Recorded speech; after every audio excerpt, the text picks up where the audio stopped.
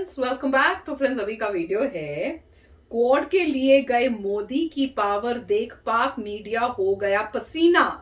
पसीना नहीं, पसीना पसीना लिखना चाहिए था। पाक media on Modi in quad in Japan. तो चलो देखते हैं। मेरे ख्याल से इनको और कोई काम नहीं होता, ये हमेशा 24 आवर्स इंडिया की तरफ ही देखते रहते। मोदी जी कहाँ गए, मोदी जी ने क्या किया, मोदी जी ने क्या खाया, मोदी जी ने क्या पिया, सब देखते होंगे और कुछ उनको काम नहीं होगा। तो चलो वीडियो शुरू करते हैं। वीडियो शुरू करने से पहले अगर आप चैनल पर नए हो और आपने अभी तक सब्सक्राइब नहीं किया है तो जल्दी से पहले सब्सक्राइब के बटन बेल आइकन को क्लिक कर लो ताकि आपको हमारे सारे न्यू वीडियोस के नोटिफिकेशन मिल जाए जैसे हम अपलोड करें। अगर आपको वीडियो पसंद आता है प्लीज लाइक एंड शेयर। चलिए शुरू करते हैं। मेरा पर्सपेक्टिव थोड़ा सा डिफरेंट है। जो क्वाड एक स्ट्रेटेजिक ग्रुप बना है, काफ़ी पुराना है लेकिन अभी रीएक्टिवेट हुआ है, जिसमें इंडिया, जापान, यूएस शामिल हैं।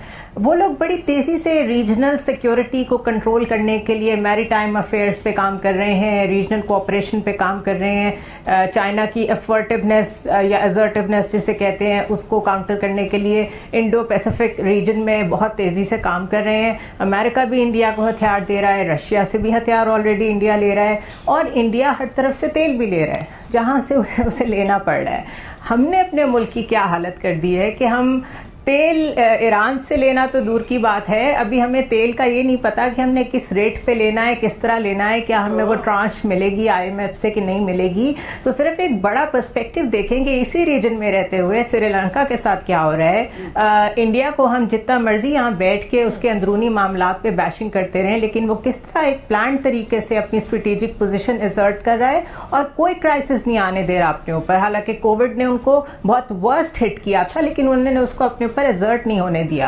हमारे यहाँ क्या हो रहा है, हमारे यहाँ 50s से जो सियासत हो रही है, मोहतरमा ने भी लॉन्ग मार्च किया, वकला ने भी किया, काजी हुसैन अहमद ने भी किया, ताहिरुल कादरी ने भी नहीं किया, किसने नहीं किया। और हर एक ने डिस्टेबलाइज करके उस धरने को या उस लॉन्ग मार्च को उस नहज पे पहुंचाया जहां या तो फिर मार्शल लॉ आया या फिर कोई हाइब्रिड रिजीम आई। और ये जो पिक्चर मेरे सामने, यही मैंने ट्वीट की और मैंने कहा देखें जनाब के क्या हालात हैं कि इंडिया नए वर्ल्ड ऑर्डर को रीडिफाइन कर रहा है या डिफाइन कर रहा है along with the other great parts. और पाकिस्तान आज भी ये फैसला कर रहा है कि हम who is who in Pakistan और हमारी डायरेक्शन क्या है। यही कमाल है। ये सीधा सा फर्क कि इंडिया क्वाड में बैठ के नए rules of the game decide कर रहा है और अमेरिकन प्रेसिडेंट जो है वो कह रहा है कि we are writing new rules. Polo की शर्ट पहनी हुई है। माजी में अमेरिकन ने यूरोपियंस के साथ मिलके नए रूल्स लिखे, अब क्या है कि अब अमेरिकन जो है वो एशियंस के साथ बैठ के नए रूल्स लिख रहे हैं। पाकिस्तान इससे बाहर है। मैं यहाँ पे एक क्वेश्चन बार बार करता हूँ, पाकिस्तान इसमें क्यों नहीं है? भाई पाकिस्तान इसलिए नहीं है क्योंकि पाकिस्तान ने सोचा ही नहीं है कि इंडो पैसिफिक या एशिया पैसिफिक भी किसी चीज का नाम है। पाकिस्तान को पता ही नहीं है कि हमने इंडो पैसिफिक में जाना है कि किधर जाना है। अरब भी हमसे नाराज बैठे हुए हैं, अमेरिकन को भी नाराज कर लिया, यूरोपियंस को हमने नाराज कर लिया। ये तो जमाना था हमें भाई डायरेक्शन तय करते हैं।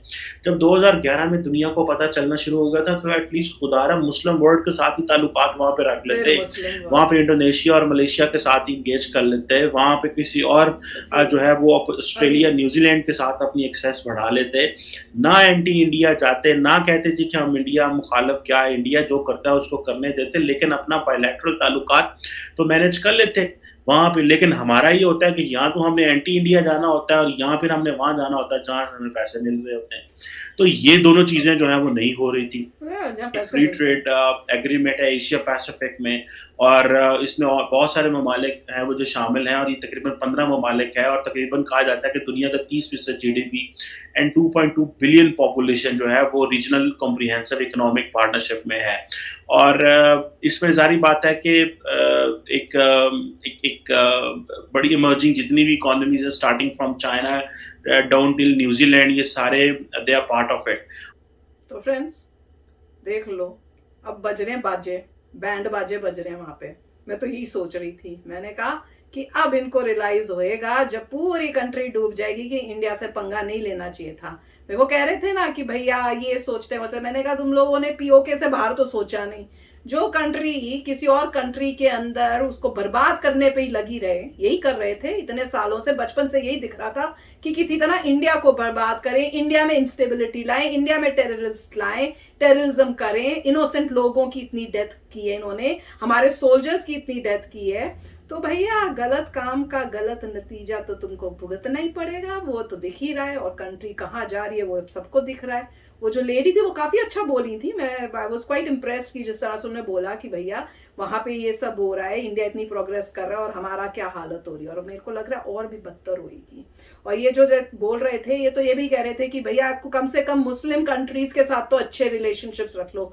ये जहां पे आप बस मुस्लिम कंट्री बोलते हो ना, मुझे फिर लगता है कि भैया जो आप लोगों के साथ हो रहा है बिल्कुल ठीक पिछले जमाने के लोग। हाँ, बस कर दो, दूसरे रिलीजन को रिस्पेक्ट करो। दूसरे रिलीजन के भी भगवान होते हैं, जब तक वो नहीं समझोगे तो कहीं तरक्की नहीं होनी। जो हर बारी रिलीजन लाएगा वो कभी आगे नहीं बढ़ सकता। मतलब इतना ठूस ठूस के भरा हुआ है इनके दिमाग में, तो वही होना है। जो मेन मुस्लिम कंट्रीज हैं वो भी अब रियलाइज कर रही है कि दूसरे रिलीजन्स को रिस्पेक्ट करो, मिलजुल कर रहो, पर ये नहीं निकलेंगे। पर टाइम बताएगा। पर वही है, उनको दिख रहा है कि देखो इंडिया को कितनी इंपॉर्टेंस मिल रही है, इतने अच्छे अच्छे जो है जगहों पे मीटिंगों में इंडिया को इनवाइट किया जा रहा है, और पाकिस्तान का कहीं नाम और निशान ही नहीं है।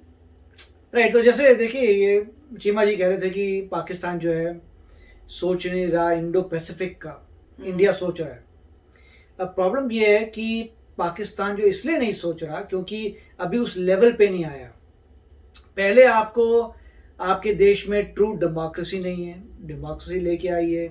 उसके बाद आपका जीडीपी छोटी सी कंट्री बांग्लादेश से भी कम है, गरीबी है। अब न्यूज़ आई थी कि पेट्रोल नहीं मिल रहा, एटीएम में नोट, तो आपकी तो इमरजेंसी सिचुएशन आई हुई है। अगर इमरजेंसी सिचुएशन ना भी होती तब भी आप देखें तो जीडीपी काफ़ी लो है और आपके और इंटरनल प्रॉब्लम्स हैं। इन सब से बाहर निकलने के बाद जो इकॉनमी बहुत तेज़ आगे बढ़ रही होती है, जो स्टेबल होती है, वो सोचती है कि इंडो पैसिफिक में क्या करना है। अभी मतलब वो उस लेवल पे है नहीं। तो ये बोल रहे मैं मतलब ये कह रहे हैं कि पाकिस्तान जो है सोचता क्यों नहीं, अरे मैं यहाँ क्या कर लूँ।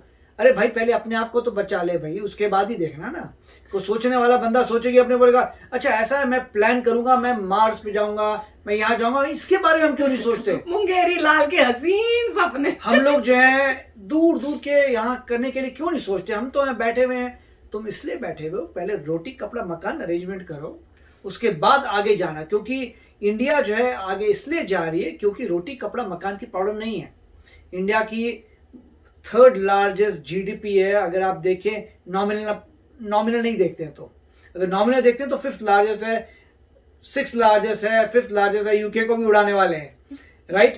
तो ये सिचुएशन है इंडिया की कि प्रोग्रेसिव है, आगे बढ़ रही है, 8% ग्रोथ रेट है, और चाइना का भी 4% है। जो इतनी तेज बढ़ी है, वो लोग सोच सकते हैं कि अच्छा हमने हमारे बेसिक सब कवर्ड है, डेमोक्रेसी है, सबको अच्छा चल रहा है, अब हम यहाँ पे जाएंगे, ये करेंगे, आगे देखेंगे। जो बंदा पहले खुद ही खाना नहीं खा पा रहा, वो क्या सोचेगा चांद में जाने की। पॉइंट तो ये है।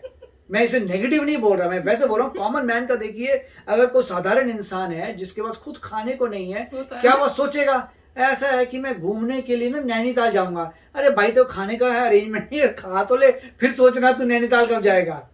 तो मगर फिर भी अच्छा था।